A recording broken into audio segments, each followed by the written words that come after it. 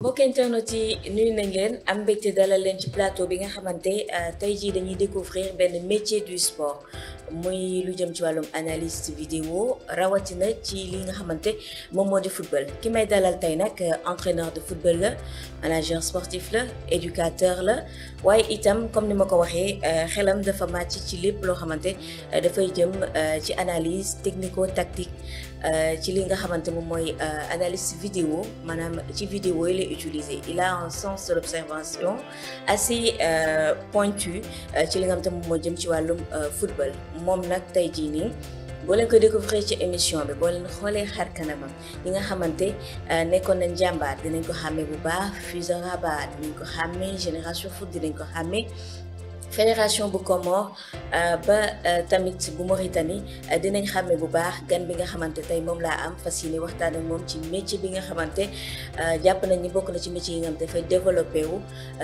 bu baax li nga xamante moom moo di football El Hadj Abdoulaye Seck nuyu naa la. waaw maa ngi lay fay na fii. xaw naa la présenté tuuti xaw a tënk tuuti li nga xamante moom moo di CV bi. mais pour une carrière boo xamante démarré na en 1996 ou bien avant cela c'était assez difficile pour moi pour me résumer quoi. waaw non non c'est pas le chemin qui est difficile mais c'est difficile qui est le chemin. Oui. Quand c'est difficile c'est bon. Voilà. Bah c'est ça, c'est une passion du football qui nous a menés sur le terrain depuis l'âge de 17 ans. J'étais encore joueur cadet quand j'ai eu envie d'être entraîneur. C'est parti de là en 90. Ma première formation a été en fait en 96 avec le département de Dakar, le CEDEPS de Dakar, le ministère de la Jeunesse et des Sports, en formation d'animateur sportif polyvalent. Voilà. Et le goût est venu. À l'époque, il y avait Peter Schnittger et j'ai été en contact avec ces documents. Ça m'a plu. On a travaillé avec les Naïtanes, on a fait des résultats sur la région de Dakar en étant finaliste départemental, gagné la coupe zonale, aller finaliste régional aussi. Donc, gagné la coupe départementale en 97. Voilà.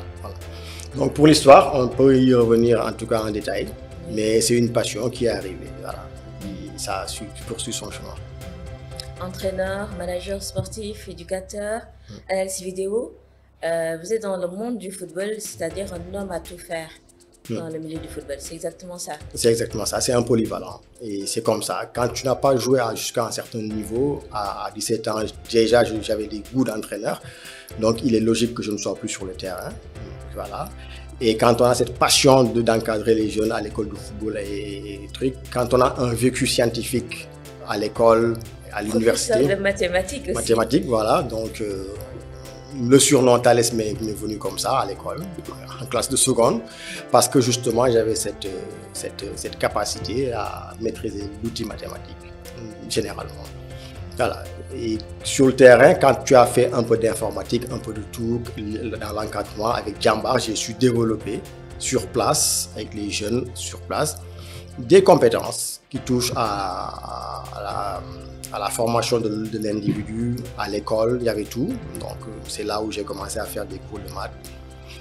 D'abord en soutien, parfois en cours officiel, mais globalement encadrer les jeunes.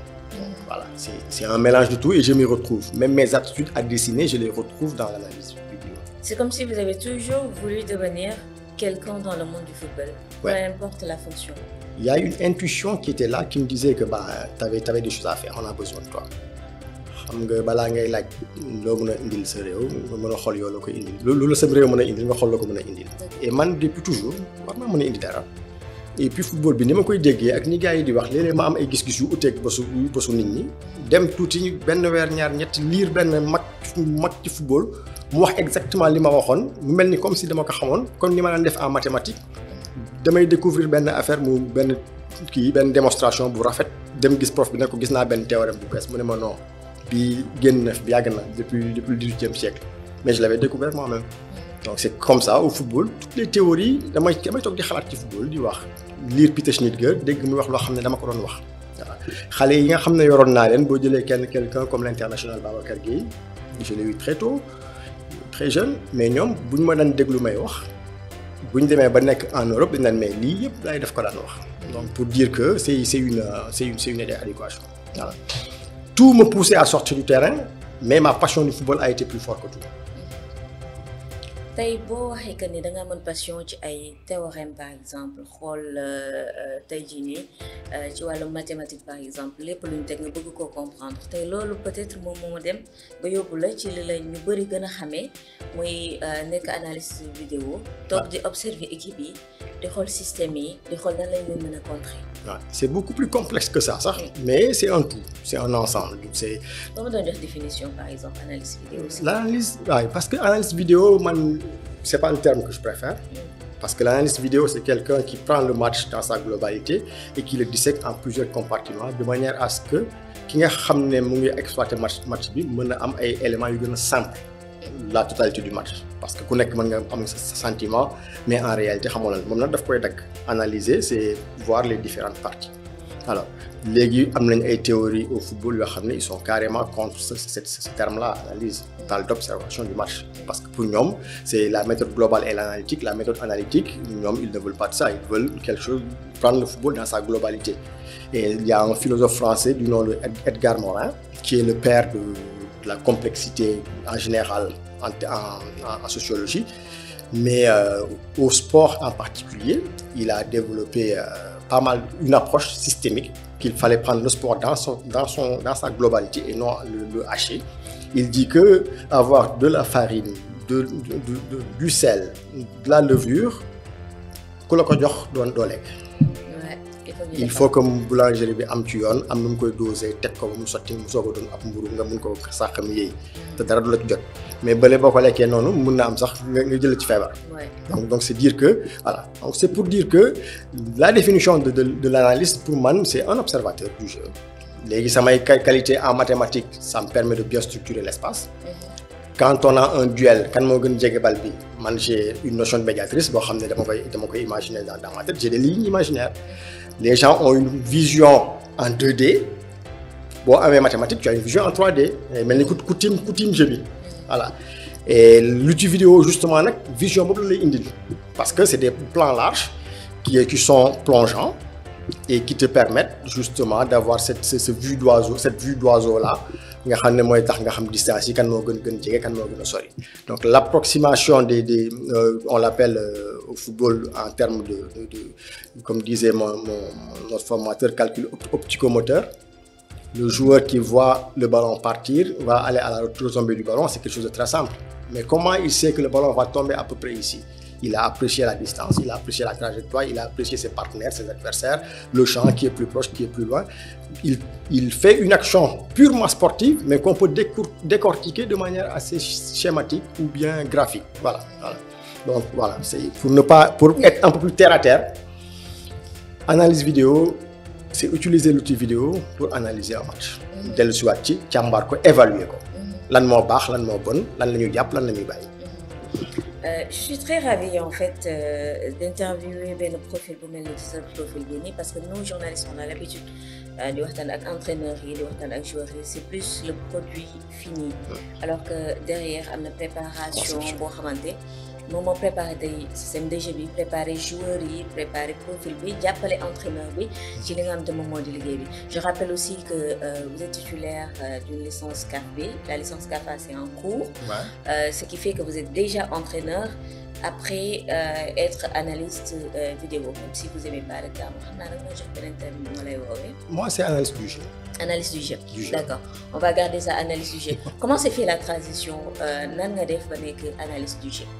nekk jàmbaar def sama initiateur je suis sorti major de ma promotion j'ai été mis avec coach Boubacar Gadiaga chez les plus jeunes donc ça a commencé sur le terrain mais après dès qu'on est arrivé à Jambar Jean-Marc Adjibiboko Jimmy Adjibiboko qui est le directeur de Jambar ancien international béninois qui a fondé Jambar avec Saër Seck et Patrick Vieira et Bernard Lamont c'était les 4 messieurs qui ont construit tout cela.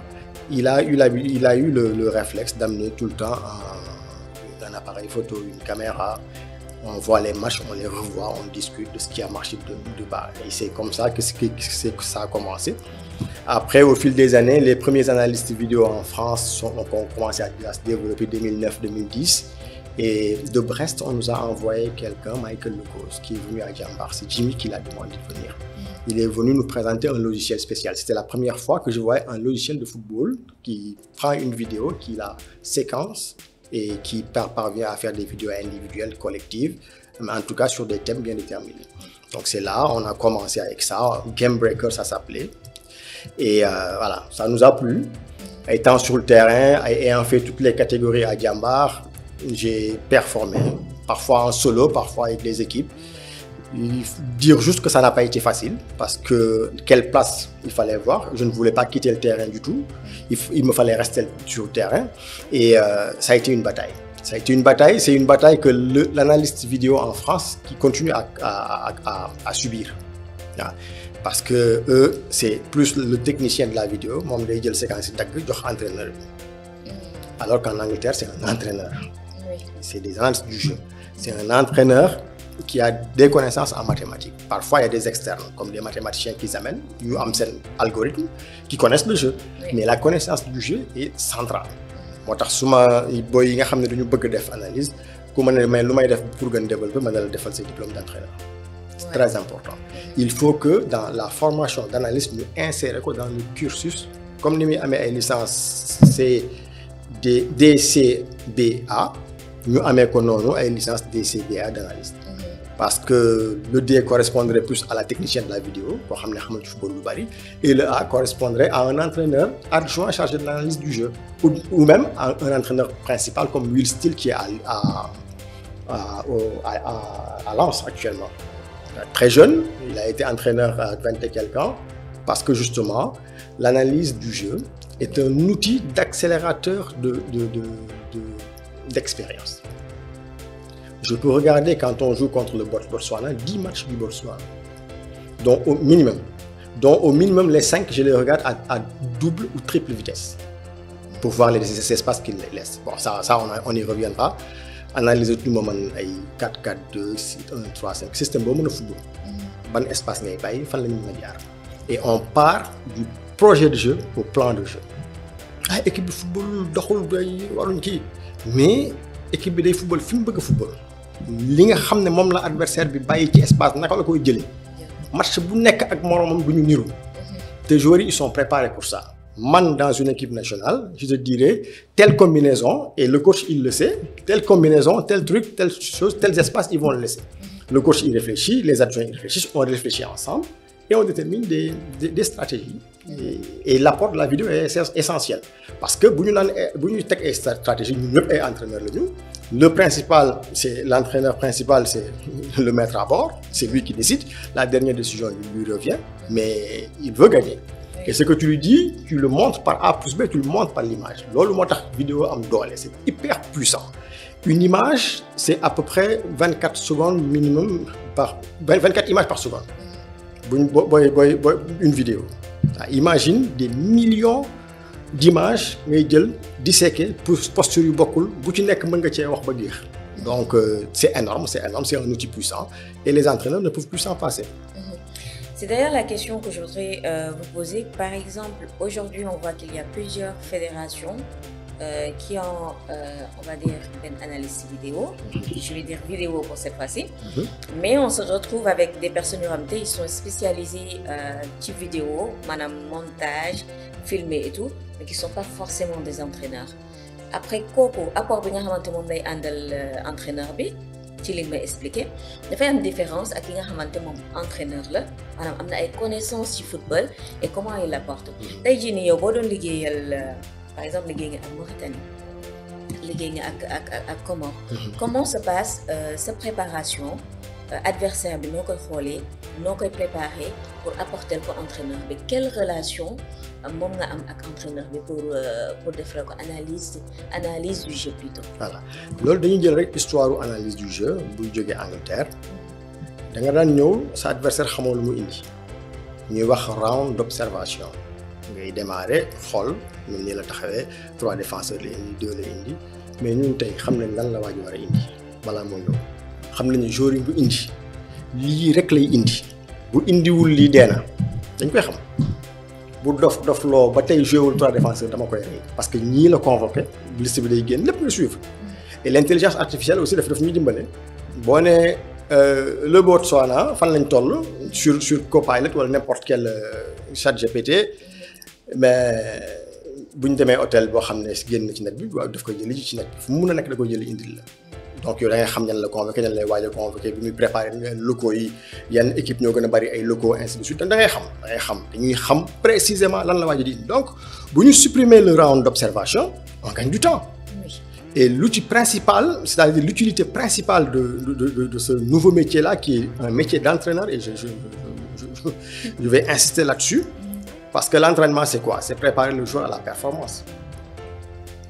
On le prépare sur le terrain pendant 2 heures, et son cerveau travaille pendant 24 heures. Et qu'est-ce qu'on fait des 22 heures qui restent?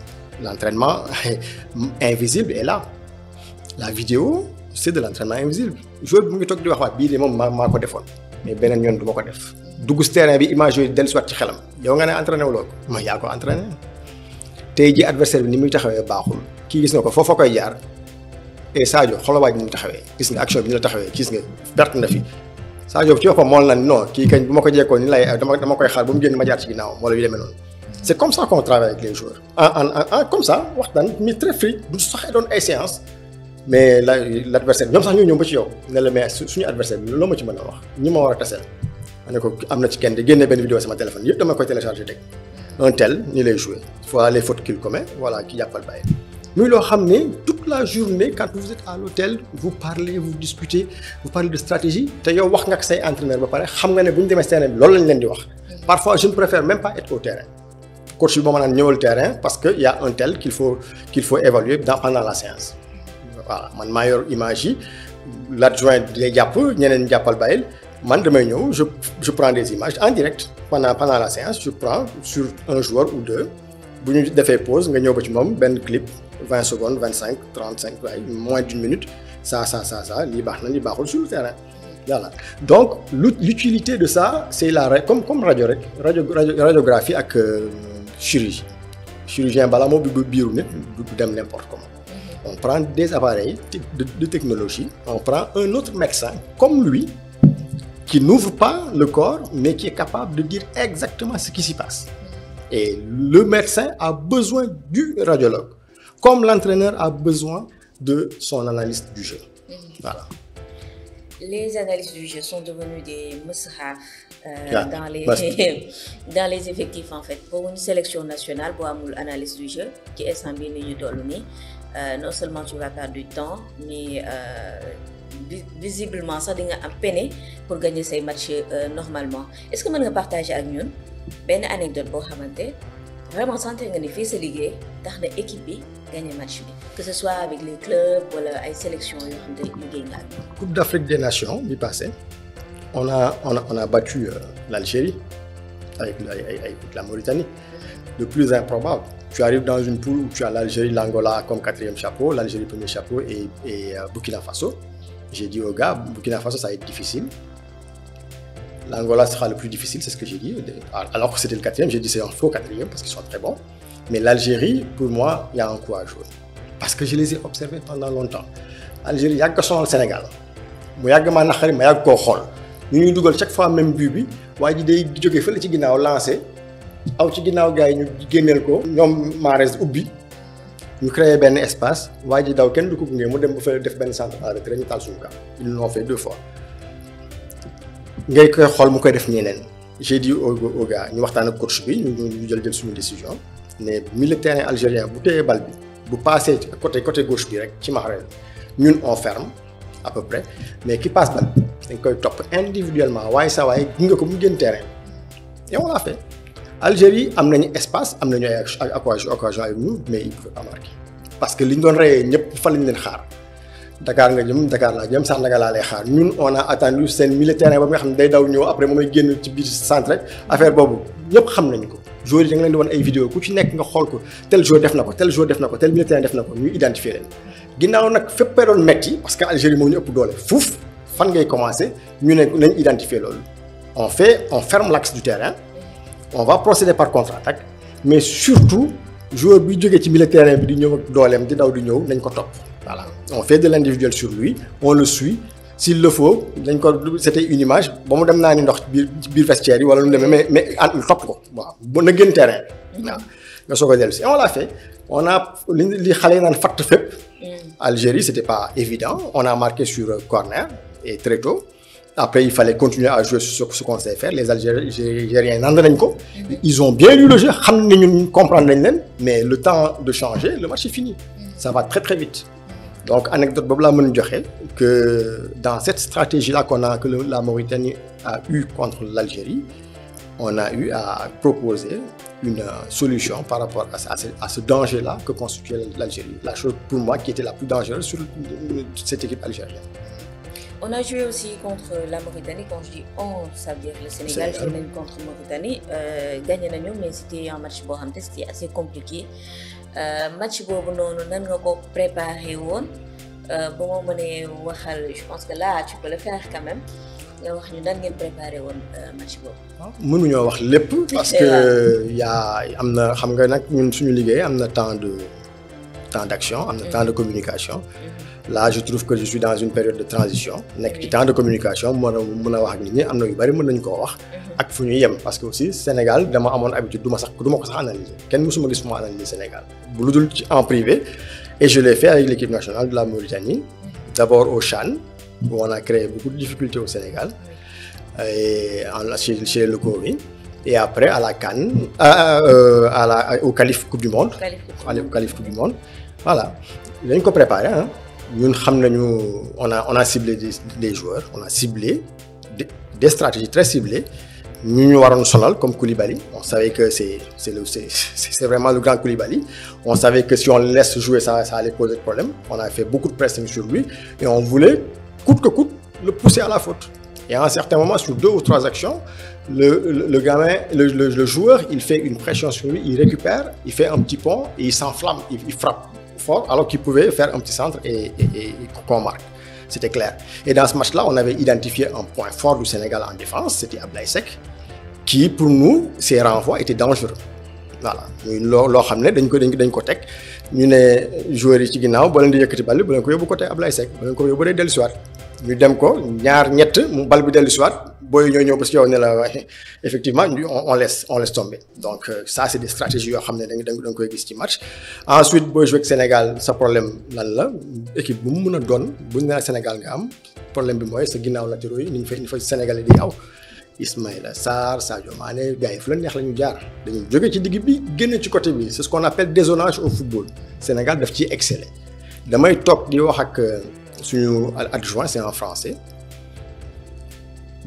j'ai beaucoup parlé de dézonage dans le half space pas carrément sur le côté pas carrément dans l'axe mais ci espace bu intermédiaire bu ñuy wax en anglais half space français naan demi-espace mais demi-espace ça ne traduit pas la réalité de cet espace-là boo xam ne mathématiquement il a été étudié comme source de danger voilà donc c'est les ballons qui sont trop excentrés sont moins dangereux l'axe est très difficile à manipuler cette zone intermédiaire devient logiquement une zone de prédilection mais dans les chiffres le confirment voilà donc boo tasee ak Sénégal da nga naan bi ma koy wax chaque fois je parle de half space je parle de trucs et on va étudier le Sénégal chacun de son côté l'adjoint il regarde le Sénégal il m'appelle mu ngi France maa ngi Mauritanie il m'appelle maa ngi soog a xam lu tax ngay wax half space toujours Sénégal lii rek lay def donc ça c'est une force qui est là te bu ñu nee Sénégal nga am dañu dégg mais Ismaïla Sarr da lay jaaxal parce que Ismaïla Sarr les 5 premiers mètres da la fay bàyyi. désolé rek sama xel ci moom la njëkk a def. waaw est-ce que moom am na conscience boobu. mais sur les 5 premiers mètres Ismaïla Sarr il est hyper dangereux bu ñu jóg européen comme ay Pologne ak yooyu da ngay gis ne que Ismaïla bu dëggee rek ñu dóor ko daal duñ ko bàyyi mu dem ñëpp xam nañ ko le monde entier le sait les 5 premiers mètres sont cruciaux avec Ismaïla Sarr voilà pourquoi il souffle partout dañ koy dóor daal partout à lui maintenant de voir comment varier son jeu. de manière à faire semblant de partir ici et de revenir voilà mu ngi noonu di patient aussi mais bon c'est un joueur confirmé maintenant dootul xale xam na lu bari on le voit développer mais c'est énormément de choses à voir jouer contre le Sénégal ce jour-là j'ai travaillé pour gagner le Sénégal c'est pas à contre-cœur c'est professionnel oui. Et je dis que le premier acte de professionnalisme de patriotisme c'est le professionnalisme. Voilà. Si j'avais gagné le Sénégal, Et je me souviens de ce que j'ai dit en Mauritanie, mais que yow match bi mbaa man leen non Bruno Metsu a gagné la France. Oui. daf may gën a gore du ma gën a gore yal na ko yàlla yërëm. Fatabaarakallah. Un autre adversaire que j'aimerais bien que vous analysiez parce que joué ngeen contre moom muy Botswana. Vous avez fait match nul après ngeen gagné ko Botswana quand même qui va retrouver le Sénégal pour la CAN. D'ailleurs ci tirage au sort bi on parle beaucoup de la RDC du Bénin parce qu'on a l'habitude de jouer contre eux mais pour Botswana je vois que ni pas mal d'observateurs bu ñu observé tout boobu noonu du ñu wax lu bëri ci Botswana parce que xamuñu ko lu bëri mais yéen jot ngeen joué ak moom lan nga ñu mën a wax ci adversaire boobu di xaar Sénégal. S'il sort deuxième ou premier du ma bett Botswana. Waaw c'est quand même fort. ku ko xeeb ma duma la. Cette verticalité qu'il peut avoir c'est-à-dire nag bariwuñu variété. Ils ont 4 joueurs très rapides qui vont se projeter très vite. Ils jouent long, ils jouent le deuxième ballon. Ils sont excellents dans cela. Seen projet de jeu bokk na ci yi gën a leer ñoom ak Soudan dafa leer jël Botswana tegal ma ko 4e chapeau man damay lox non bul ku ñuy xeeb bon tu me diras boo tamee analyser dootoo xeeb kenn kuy analyser doo xeeb kenn parce que liñ naan xeeb si ndul mu yàq sa tubéy ni ko olof di waxee y a des choses qui sont dangereuses il faut pas s'amuser avec ça et il y a aucun professionnel qui s'amuse avec ça le supporter maintenant lu ko neex lay waxee journaliste bi il vend un produit donc am na loo xam ne mën na ko wax mais ñun en tant qu'entraîneur amul kenn kuy xeeb Botswana du Pape Thiaw du ku ko mat ça c'est sûr alors la létalité de cette équipe danger bi mu am yëkkati ci kaw am ay joueurs yoo xam ne mën nañ ko téye ba ligne ci ginnaaw fekk ci leen et c'est pas des manchots c'est des gars qui sont capables de jouer de derrière maintenant comme je dis il laisse des espaces c'est une équipe qui a quand même sa valeur ce n'est pour rien qu'elle est mu nekk quatrième chapeau oui mais attention c'est pas la plus simple à jouer pour moi c'est pas l'équipe la plus simple à jouer. defal nañu analyse u ay adversaires yoo xamante Sénégal d'habitude da leen di rencontrer d'ailleurs sax wax nañu ci force sénégalais je pense parce que tey jii nii booy jël ku ci mel ni Ismaïla Sarr un puissant message boo xamante lancé nga ko et je pense que bu dégloo message boobu noonu ça va beaucoup l'aider mu gën a xam li nga xamante moom moo di ay force am c'est pour dire aussi que ni yéen da ngeen am benn relation boo leen di am entre vous et l'entraîneur analyste du jeu et entraîneur analyste du jeu et joueur par exemple tey mën nga wax joueur bi nii li mooy sa force lii aussi moom mooy sa faiblesse tey Sénégal dafa am de nouveaux joueurs yoo xamante ñi ngi ci biir équipe bi ñi ngi commencé def seen bonhomme de chemin j'aimerais bien nga jox ma sa avis sur quelques joueurs comme par exemple Lamine Camara comme par exemple Iliman Ndiaye joueurs yoo xamante instant bi ni ñi ngi ci biir équipe nationale bi on parle beaucoup d'El Hadji Malick Diouf ay joueurs yu bees lañ pas yu bees parce que xam nañ fee yàgg tuuti mais quand même ñi ngi imposé wu ci li nga xam ne moom mooy sélection nationale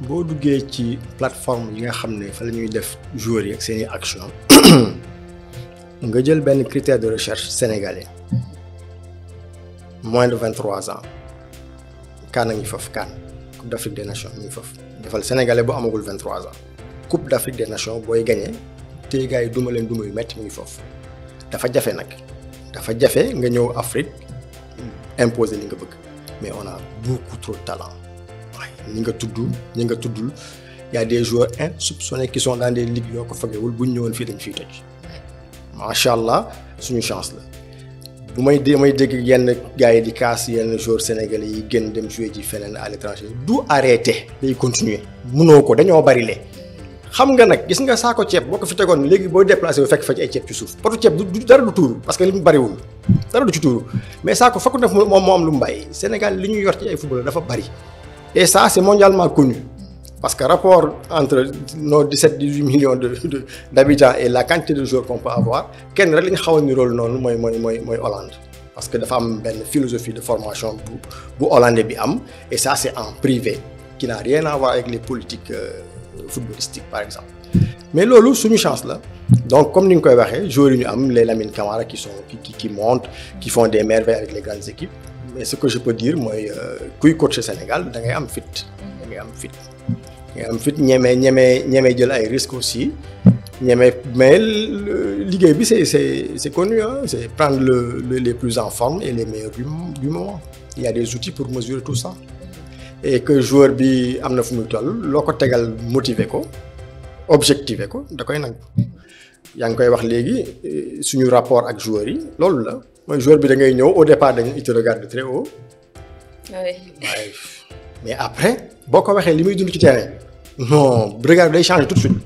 baisse la garde tout de suite parce que li nga koy wax ça lui parle. voilà ñi leen mag foofu ñoom Patrick Vieira que bu ñu daan tase jàmbaar ñuy waxtaan tout de suite da ngay wax ak ñoom rek nga gis boobu ñu ngi nekk au top mais saa si dañuy wàcc. ah oui c'est intéressant ce que tu dis. bon moi don la bu ma am mooy waxtaan ak footballeur wax ko quelque chose qui lui parle. j'ai jamais été aussi longtemps sur le terrain que mes 17 ans. mais yàlla may na ma am naa ci expérience ak benn visionnage boo xam ne su ma ne la ni nga taxawee nii wala bal bi ni nga koy récupérer nii waa ji fi mu la féetee nii problème a ngi foofu de waaw boo ko weddee parce que mosuloo ci am problème bés boo ci amee problème yaa amee woo waaw mu ngi noonu. li may cité léegi adversaire yi Sénégal yi di dajeel ak yow ban analyse ngeen ci am j'ai oublié de parler de l'Angleterre il y a quelques jours Mayacine Mar dans une interview bu mu accordé en exclusivité ak suñu confrère yi nekk Source A mi ngi wax ne Sénégal dina daje ak Angleterre pour match amical ak beneen sélection européenne boo xamante dévoilé guñu identité Sénégal Angleterre nag affiche bi boo ko déggee daf lay rappeler ay souvenirs yoo xam ne vraiment neexul woon ci Qatar 2022 mais est-ce qu'en 2025 la donne peut changer. Elle va changer. C'est ce que je crois parce que les joueurs sont professionnels ils ont vu match boobu le même match bu ñu ko rejoué woon 30 minutes après tëggaat ko du même résultat c'est sûr. Oui, je suis d'accord. Ben moment on a été euphorique. On a eu le ballon, on a maîtrisé le jeu pendant 15 minutes, 20 minutes, même pas, mais les 10 premières minutes en tout cas, à partir de la 5e, vers la 15e, on a eu une équipe du Sénégal qui déroulée. Man ci laa dit. Parce que le projet de jeu et le plan de jeu sont différents. Et l'Angleterre est réputée plan de jeu. Depuis que les anciens joueurs anglais se sont entendus d'accord ci benn affaire, muy football bi du footballeur yi kese ñoo ko moom am na ñeneen spécialistes yoo xam ne am nañ ci place qu'il fallait une radiographie du football avant d'opérer de réellement avant que les acteurs opèrent sur le terrain c'est devenu l'une des équipes les plus plan de jeu bon il y en a d'autres hein, tu me diras mais voilà à un certain moment la même benn erreur dañuy bàyyi benn espace ils l'ont exploité c'est des espaces hein. yow di nga ni way jàppal bàyyil mais les joueurs ils ont appris de ce match-là je sais que bu ñu ko tëggaatoon ci saa si du doon même résultat et 2025 c'est un challenge énorme l'Angleterre n'est pas une petite équipe mais quand les équipes veulent jouer contre le Sénégal c'est que xam nañu ku war a tase ak Maroc boo jouer ak Sénégal da ngay am li nga bëgg ku war a tase ak Cameroun en termes de gabarit boo jouer ak Sénégal da ngay am li nga bëgg ku war a jouer Guinée ak Mali yaa ngi ci digg bi. Donc le Sénégal c'est l'équipe moyenne africaine bu ko neexee guddal bu ko neexee gàttal parfois après match Aliou Cissé waaye équipe bi football ma ne leen gars yi man bokk ma ak yéen match bi ñu seetaan de parce que parfois ci biir verticalité boobu dama ci daan gis affaire yu intéressant yu neex du botswanais du football anglais moi je suis pas très critique au football moi je suis très positif c'est-à-dire yi négatif dinaa ko gis dinaa ko wax ak xam nga dafa am looy wax nit ki am looy wax nit ñi. L'intéressé, tu l'appelles, tu lui dis ça et ça, c'est dangereux. Je parle de danger, mais pas le bon, amul. Et ça aussi, dans le rapport entre l'analyste et les joueurs, entre les coachs et les joueurs, généralement, foofu la wax ñi nekk ñoo bokk lu ñuy def ñoo bokk lu ñu bëgg. Kenn waxul kenn pour critiquer ko. Il faut la critique n'a pas de place ci football, amu ci place. Construction moo fa am place.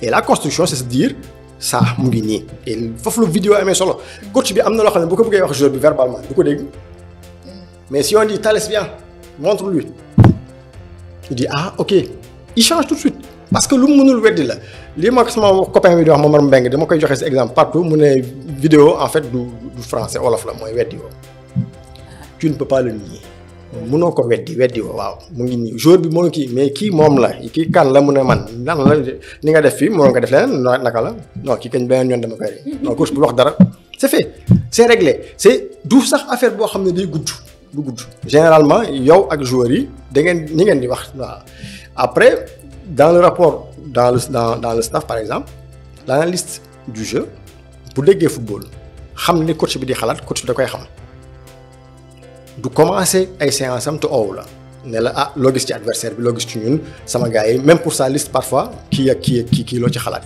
ma dugg sur Y-Scout wala ci beneen kii de données xool données yi lan la defagum xool match yi visionner parfois je prends des heures pour visionner les matchs voir parce que c'est une commande spéciale dire que voilà statistique yi lii la kii lii la valeur bi lii la adversaire bi nag lii la parce que aussi analyser yow par rapport li nga bëgg a def ça c'est proactif man xam naa samay zone bu bëgg a def mais je vais convoquer les joueurs pour tel adversaire c'est hyper important si on a 2 matchs consécutifs moo tax man je n'aime pas les doubles matchs là parce que tu as des besoins différents pour chaque match espace bii kii di bàyyi bokkul ak espace bii kii di bàyyi te tel joueur est apte pour ça parce que daf koy def 1 plus 1 égale 2 ah daf koy def ci terrain équipe nga di ko gis mus ko fee def ñu gis ko mus ko def dans le passé wala nga sentir ne que am na projet de jeu boo xam ne moom mu defagu ko mais bu ñu tasee ak adversaire bi dafay réussir nga ne koy saa tey yow la de ndax lii ak lii di génneel ko benn action bu passé bu mu joué woon ba muy nekk jeune boo xam ne boo duggee ci kii fekk surtout ñi nga xam ne dañu yàgg en France ne ko booy xoolal lii gis nga kii lu mu ko taxawee gis nga ñaari image yi fooy jaar mu ne la nii ak lii lay def day dugal bi ñëw ci yow da koy dugal ñëw ci yow waaw c'est là je parle des attaquants même les défenseurs c'est pareil donc on se connaît on se parle et voilà c'est du feeling c'est de la technologie c'est beaucoup de choses mais c'est surtout une passion du football ak ay nit yu bokkul lu ñu def. booy joxe explication yi nii sax ça me permet man may analyser yenn images yoo xam te da nga ko gis ci terrain bi. c'est ça alors que doo daana woon comprendre lan moo tax. tu te dis que ni joueur bi titularisé nañ ko dugal na but dafay dem remercier entraîneur bi alors que ça peut être absolument autre chose. Je sais qu'entre entraîneurs vous n'aimez pas. di joxante seen point de vue ci sa morom entraîneur mais j'aimerais bien vous demander cette image en fait qui a fait le tour du monde quand Pape Thiaw a sorti la tablette pour regarder match bi ni mu doon demee et après automatiquement mu effectuer ay changements pour Sénégal gagner yow image boobu nan nga ko jàngatee en tant qu'entraîneur mais aussi en tant qu'analyste du jeu. Bah c'est la radiologie qui a opéré. Parce que c'est difficile de se projeter, même quand on a été ancien footballeur, ce qui se passe réellement sur le terrain, de l'appréhender tout de suite, en direct et à chaud, il faut vraiment avoir l'image, il faut vraiment avoir la vidéo. Maintenant, avoir la vidéo sur le banc de touche, c'est l'aubaine, c'est la découverte du siècle. dañuy wax ku keroog Mourinho def na mbiram moom mu jël ordinateur bi tegal ko caméra bi pour dire que ñun tam ñu ngi gis c'est fort, c'est puissant. C'est les mêmes entraîneurs ngay dégg ñuy xas VAR.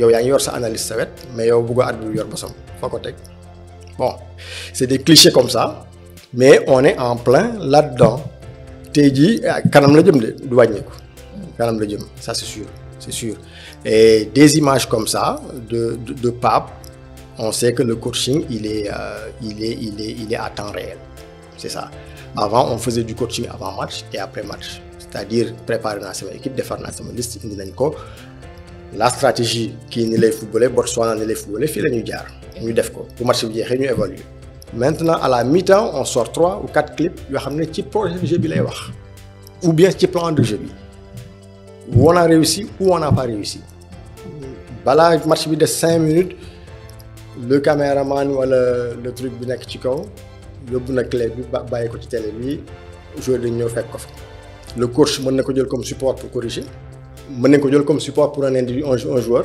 particulier pour corriger mais ça se corrige à temps réel l'Allemagne bi muy dóor Turquie ci mi-temps bi la lépp changé waaw force ba toj c'est-à-dire ci mi-temps ba la ñu gis faille bi xam ne que le dos de l'arrière droit turc est laissé des espaces énormes gisoon nañ feneen peut-être mais à la mi-temps ils ont marqué 2 buts yoo xam ne seex lañu voilà et ça yow mi toog di analyser xam nga ne gii dañ ko gis duñu fu ba nga ne noonu lii moom lu ñu gisoon avant la man damay xàmmee action boo xam ne dañ ko gisoon avant ak boo xam ne mosuñ ko gis da koy xam action surprise ni ñuy jubilé sax du benn waaw ni ñuy jubilé sax du benn l'émotion est différente tu sens de la complicité dans les yeux des joueurs entre eux des joueurs avec le staff mais dañ ko liggéey def ko et c'est hyper valorisant quand tu es dans un staff et que sur chaque match on a au moins un de tes schémas qui fait quelque chose.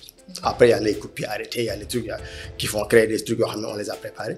Mais je veux dire qu'avec Amir Abdou, avec la sélection comorienne et mauritanienne, tout ce qu'on a voulu faire, soit on en avait les limites objectives de le faire et on voyait les limites, soit on les a fait. Voilà. Sans limite, dañuy ñëw.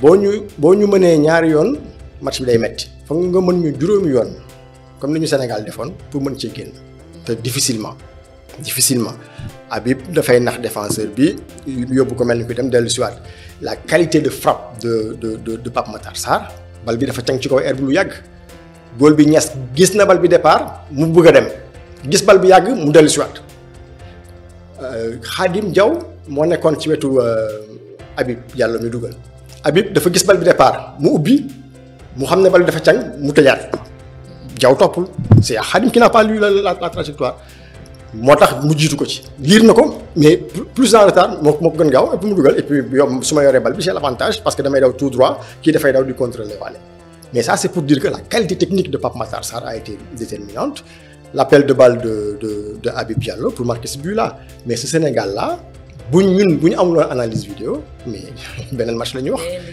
ah oui c'est sûr et on a eu des situations de jeu on aurait pu les battre comme on aurait pu battre le Sénégal au CHAN en quart de finale boobu dañuy jouer ak Sénégal mais beneen affaire boo xam ne dama koy wax léegi ñeme naa koo wax te ci olof laa koy wax parce que du mais bon mën nañ ko traduire l'effet lamb ci directu sénégalais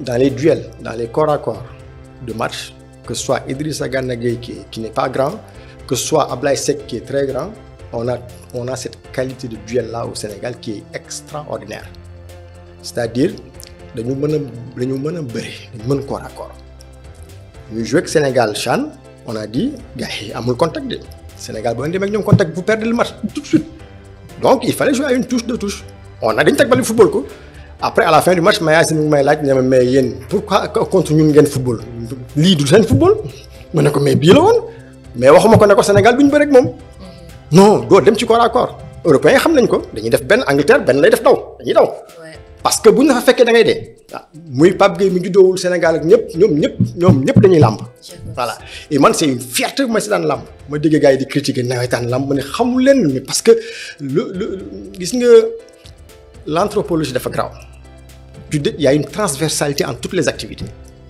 mbëru Pikine bi ngay gis muy dem am na lu muy indil ki nga xam ne mosul bëre Sénégal am na loo xam ne sa deret nga koy am da ngay am benn forme corps à corps yoo xam ne doo sax comprendre tax ci biir jeu bi dafay feeñ c'est l'autre jour dama dem génération foot di seen match jeunes yi U20 je crois j'ai vu un attaquant jàpp ma tur bi mais buy téye bal bi ba dugg ci défense bi temporiser défense gars yi ñëw mu jox leen yaram bi retarder leen continuer course am mais loolu lamb rek la ba mu jeex et cette qualité de corps à corps là Sénégal daf ko am donc contre le Sénégal ñun lu ñu doon éviter la maanaam bu leen fa xaar de moo tax équipe bu ma nekk ngay jouer ak Sénégal ba day da ngay teg bal bi nga football de da ngay football comme Angleterre tu vas pas jouer autrement sur les duels tu laisses des plumes ki ci gën a tuuti nag physiquement moo ci gën dangereux Pape Matar Sarr boo ko xeebee ci kii peut-être il va tomber nga yaakaar ne tu as plus le dessus mais dans le bilan énergétique tu perds plus parce que lui il a les appuis naturels.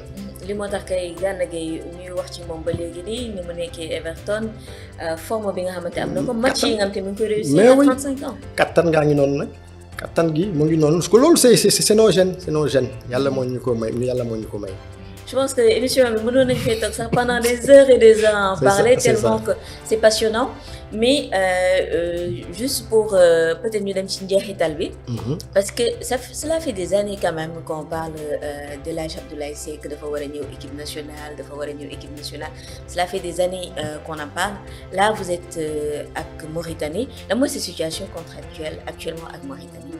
En réalité c'est la dernière phase quand Amir est parti moom moo fi indi dafay ñëw Mauritanie gars yi di ko wax ci ay adjoint am di ko conseiller il faut un adjoint national il faut un adjoint lui qui l'amène et il dit non balaa may wax sama adjoint naa wax sama analyste ba pare donc c'était sa première condition j'ai quelqu'un nii ak nii il me le faut ba ñu wax sama wax ba mu taxaw mu soog a wax waxu adjoint et ça c'était le départ quand Amir est parti man ni ma doon fonctionner j'étais installé comme concepteur c'est-à-dire comme initiateur de la conception lui c'est le concepteur principal mais moi je suis l'initiateur il me dit Thalès je te fais confiance j'ai vu ça et ça mais apporte-moi ta vision je prends sa vision tout ce qu'il veut voir lui ba ci bàyyi dara yokk ci li nga xam ne ay t'as pas tort ay si on discute man ak moom ñoo fay nekk on est les deux qui étaient pas des pichistes, donc on était vraiment salariés du truc. On était là-bas à 6 semaines, 8 semaines des dates FIFA, voilà, ou bien des dates de la CAF. Mais ce faisant, bi mu xasee ba dem Amir nekkatu fa, bah c'est une autre équation. C'est pas la même situation. Avec et sans Amir, c'est pas pareil. On nomme quelqu'un qui est en espagnol, maag moom ñoo dëkk sama dëkkandoo la, xam naa ko bu baax. Ce quelqu'un ne m'appelle pas, j'ai rien à faire ici. C'est loolu mooy li ñu ko taxaw sama bopp. J'ai suscité le débat, j'ai envoyé des courriers électroniques au manager, au président. Le manager m'appelle, il me dit non, mais toi tu es là. De toutes les façons, coach bi moom équipe A prime rek la yor. Après on l'a confirmé chez les A. Mais toi tu vas travailler avec les A, quel que soit ku fi nekk. Bon, quand on l'a confirmé chez les A et que le gars moom ci boppam oowuma, j'ai envoyé, mënoon naa dem toog xaar jël samay salaire parce que kenn dàquma. Mais non, j'ai suscité le débat, j'ai envoyé une lettre, j'ai utilisé notre contrat qui me donnait la possibilité de rompre de manière unilatérale sur préavis d'1 mois. Le préavis, je l'ai écrit le 13 janvier, une semaine après qu'ils aient confirmé le coach espagnol, et disant que qu'au 12 février, je serai libre. Donc, je suis libre comme l'air. Ils ne me doivent plus qu'un mois de salaire. Et ça aussi, c'est une posture que j'ai eue d'assez gentleman, parce que quelqu'un d'autre se serait battu pour avoir des sous. Mais non, voilà, c'est tranquille. C'est des amis. Ahmed Yahya, bi may dem Mauritanie, may waxtaan ak Sayer Seck mu ne ma kooku sama frère la. Donc loolu dama ko jàpp. Voilà. Bi ma ñëwee aussi ni ñu ma fa teeroo dama mbokk laa leen jàppee. Maître Augustin Senghor nga xam ne suñu mag la suñu kilifa la dañuy waxtaan ak moom xaritam la voilà. Donc yu bari yuy xew ci diggante bi dara lu ñaaw mënu fee am. Et ça s'est très bien passé, même s'ils n'ont pas répondu à ma lettre. Bon, moi aussi je communique, hein. Damay fexe ba ñëpp xam ne man jóge naa fa te noonu la demee. Voilà. Donc noonu la. Donc jóge naa Mauritanie officiellement ce 12 février à venir dans 10 jours mooy date de fin de contrat bi. Ça va être une bonne nouvelle pour internautes du sport yi, internautes yi nga xamante passionné wu football yi. Ça va beaucoup intéresser Moustapha Sadio, sama benn confrère bu nekk RTS, xam nga ko. Maintenant, la question que je voudrais poser, moi, pourquoi pas le Sénégal en fait? Parce qu'on en parle depuis des années, mais on aimerait bien savoir, est-ce qu'il y a quelque chose qui bloque? Est-ce que xamante nga ak ñi fi nekk wax nga léegi Augustin Senghor nommé nañ Pape Thiaw entraîneur, staff bi ba léegi waxaguñu à part premier adjoint bi. Quelles sont les relations entre ñoom ak yow? Fluide, c'est-à-dire ñoo leen xamee bu ni ko xale yi di waxee dafa ëpp. xamee naa leen lu ne c'est ça, parce que je suis dans ce milieu-là. D'abord ci nawetaan yi tu rencontres certaines personnes. Moi j'ai fait toutes les formes d'organisation du football, école de football de quartier, centre de formation mel ni Jambar, Génération Foot, les équipes de ligue j'étais avec Adnan Farad avec Inter de Dakar en ligue régionale et puis ligue régionale de Dakar. J'avais les cadets là-bas. J'accompagnais l'équipe senior avec ñoom Karim Mané coach avec ñoom Alou Margas. Donc dama yàgg ci milieu bi dama rampé xam ñëpp, je connais tout le monde. Moi-même je m'étonne du président Cheikh Seck du Augustin Senghor du kenn koo xam ne amuñ benn atome crochu parfois de très loin ki ma mujjee xam ci football bi Ablaye Sow la moom laa ci mujj xam. Et on s'est connu le match de la Mauritanie. Dégg doon naa ko dégg mais miinu ma ko woon. Bi ñu taseeg Mauritanie nag la ñuy jot a nuyoo xamante. Mais je m'entends très bien avec les c'est que nag sport moo doy waar. Nekk loo xam ne li ñu naan lu jot yomb mais dafay leer. Aujourd'hui man du ma ñëw ne Sénégalais laa rek maa moom place bi daf may wóor ne mënuñ jël ku ma gën, c'est-à-dire un étranger bu mën li ma mën bu dee Belge il est en équipe nationale de la Belgique. Bu dee France, s'il n'est pas en équipe nationale de la France, il est avec le Paris Saint-Germain. C'est ça mon niveau aujourd'hui. Au Sénégal, si je ne suis pas avec l'équipe nationale A, il y a un problème pour moi. Soit dafa am lu nit ñi xamul ci man te kooku ku laajte xam ko ñi ma gën a xam gën ma suivre su ma duggee sama réseau LinkedIn les gens qui me suivent il y a la FFF, la Fédération française de football, parce que dañuy jox indication sur celui qui te suit fan la bokk. C'est une quantité énorme de personnes boo xam ne foofu la ñu nekk. Fédération belge topp ci. Après les clubs français topp ci. Fédération mauritanienne ak sénégalaise soog ci topp. Parmi les gars ñu nekk Sénégal ak Mauritanie soog ci topp. Mauritanie gi may liggéeyee. Je veux dire par là que sama liggéey ñi ko gën a reconnaître France la ñu nekk ak Belgique. ma wax rek sama gars yi man de awma problème je veux travailler pour mon pays jot na parce que en 2018 boo ñëw di waxtaan ak Aliou Cissé peut-être xamul yow yaay kan effectivement xamul li ngay def amul leen temps toog nga won ko li ngay def donc je le comprends c'est un frère mu dem il a son staff il travaille bien il fait ses résultats il fait jeex na Pape Thiaw vient on s'est connu au CHAN on xam ne am nañu ay mbokk yu ñu bokk ci waxtaan ci milieu nawetaan beeg milieu football beeg yooyu des atomes crochus comme je l'appelle dafa jot ñëw Sénégal dafa jot mais mu jot dañ ne bu jotee yomb mais mu yomb aussi taxul mu nekk tant que c'est pas fait mais ce serait un plaisir pour moi de travailler pour le Sénégal mais su ma la jox description wu sama page LinkedIn aujourd'hui si je mets au 12 février à quitter son poste j'aurai des propositions une dizaine pendant la journée et ça viendra certainement de la Belgique ou de la France loolu laa xalaat xam naa milieu bi ba may dem Coupe d'Afrique dama toog 3 mois avant ma xool sama page LinkedIn j'ai dit à un ami Demba Mbaye damay dem CAN ak ban équipe ma ne ko xamaguma j'ai fait mes publications j'ai fait mes trucs et c'est les Comores qui m'appellent c'était le petit poussé c'est une aventure extraordinaire que j'ai adoré dama jóge CAN xam ne man foog ma delluwaat CAN voilà donc c'est des choses que tu dis à l'avance aujourd'hui on est là je suis au Sénégal je suis en période de transition je veux travailler avec mon pays c'est pas moi qui décide si les gens décident autre chose ne soyez pas surpris de me voir ailleurs loolu rek moo fi nekk salaamaaleykum lii dama ci dolli dara. Je vais laisser comme ça parce que je pense que c'est assez clair en fait comme situation expliquer nga ko wax nga ni tey jii nii boo officialiser woon sa fin d'aventure avec Mauritanie di nga amaat yeneen offre et ça sur le champ donc je pense que ni la balle sera du camp de l'autre côté qui suit avec beaucoup d'intérêt Wii Sport.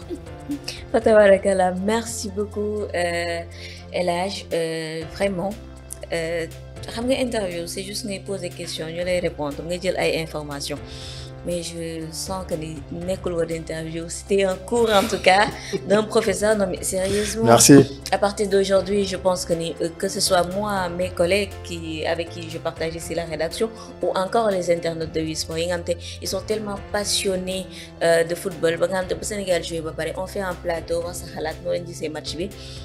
Il y a tellement de commentaires aujourd'hui quand même en échangeant avec quelqu'un qui est analyste du jeu on apprend énormément de choses ci li nga xamante moom moo di fonctionnement au jeu bi mais même li nga xamante moom moo di qualité atout yi nga xamante moom la ñuy utiliser sur le terrain alors pour ça dama la ci remercier bu baax a baax pour la générosité aussi des réponses sa disponibilité et bien sûr en espérant que dans quelques jours on pourra se retrouver ci li nga xam te moom moo di la tanière des lions de la Teranga loolu laa bëgg loolu la internet yi bëgg. gis nga ça sera avec plaisir. En tout cas venir ici aussi vous parler ça a été un plaisir. Merci. On est en temps de communication on a besoin de vous comme vous de nous et c'est exactement cela.